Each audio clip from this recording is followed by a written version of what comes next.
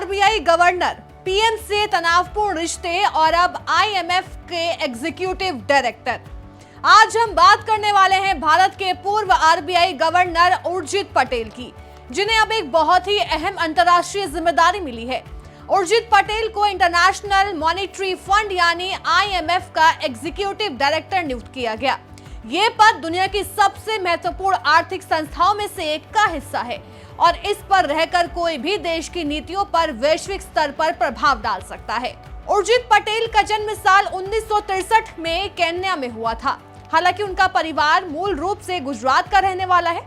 शुरुआती पढ़ाई के बाद उन्होंने इकोनॉमिक्स और फाइनेंस में गहरी पढ़ाई की और जल्द ही वो देश विदेश में एक बड़े इकोनॉमिस्ट के तौर पर पहचाने जाने लगे। ये पहली बार नहीं है जब पटेल आईएमएफ से जुड़े हैं। साल 1990 के दशक में उन्होंने आईएमएफ के साथ काम किया था। इसके बाद 1998 से 2001 तक केंद्रीय वित्त मंत्रालय में बतौर सलाहकार अपनी सेवाएं दी। यानी अंतर्राष्ट्रीय संस्थानों और भारत सरकार के बीच की उनकी समझ बहुत पुरानी और मजबूत है। आईएमएफ और सरकार के अलावा पटेल कई बड़ी कंपनियों और संस्थानों से जुड़े रहे। उन्होंने Reliance industries, IDFC limited, MCX limited और गुजरात राज्य पेट्रोलियम निगम में महत्वपूर्ण पदों पर काम किया। उनका अनुभव कॉर्पोरेट, बैंकिंग और पब्लिक पॉलिसी तीनों क्षेत्रों में फैला हुआ है। अब बात करते हैं उस दौर की जब उर्जित पटेल सबसे ज्यादा सुर्खियों में आए। सितंबर 2016 में उन्हें रघुराम राजन के बाद भारतीय रिजर्व बैंक का गवर्नर बनाया गया और उनका कार्यकाल बिल्कुल आसान नहीं था, क्योंकि गवर्नर बनते ही भारत में हुई नोटबंदी का सामना उन्हें करना पड़ा।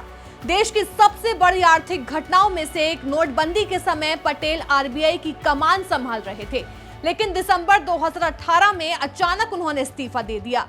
आधिकारिक तौर पर उन्होंने पर्सनल रीजन बताया, लेकिन कहा गया कि सरकार के साथ उनकी नीतिगत असहमति गहरी थी। खासकर बैंकों के नॉन परफॉर्मिंग लोन यानी एनपीए के मुद्दे पर उन्होंने सख्त ढांचा पेश किया था, जो सरकार को रास नहीं आया। बाद में खबरें आई कि पीएम नरेंद्र मोदी और उनके बीच रिश्ते बहुत तनावपूर्ण हो गए थे। ये विवाद तब और ज्यादा सुर्खियों में आया जब पूर्व वित्त सचिव सुभाष चंद्र गर्ग की किताब वी ऑल्सो मेड पॉलिसी सामने आई। इस किताब में दावा किया गया कि सितंबर 2018 की एक मीटिंग में पीएम मोदी ने उर्जित पटेल को पैसे के ढेर पर बैठा सांप कहा था। ये बयान इस बात का संकेत था कि सरकार और आरबीआई के बीच उस समय कितना बड़ा टकराव चल रहा था। गवर्नर पद से इस्तीफा देने के बाद पटेल कुछ समय तक सुर्खियों से दूर रहे, लेकिन उन्होंने रिसर्च, थिंक टैंक और कॉर्पोरेट सेक्टर में काम करना जारी रखा और अब एक बार फिर वो अंतर्राष्ट्रीय स्तर पर भारत का नाम रोशन करने जा रहे हैं, क्योंकि आईएमएफ ने उन्हें 3 साल के लिए एग्जीक्यूटिव डायरेक्टर नियुक्त किया है। उर्जित पटेल का करियर इस बात का सबूत है कि जब आप सिद्धांतों पर डटे रहते हैं तो कभी कभी आपको विरोध भी झेलना पड़ता है, लेकिन लंबे समय में आपकी योग्यता और ईमानदारी की पहचान दुनिया करती है।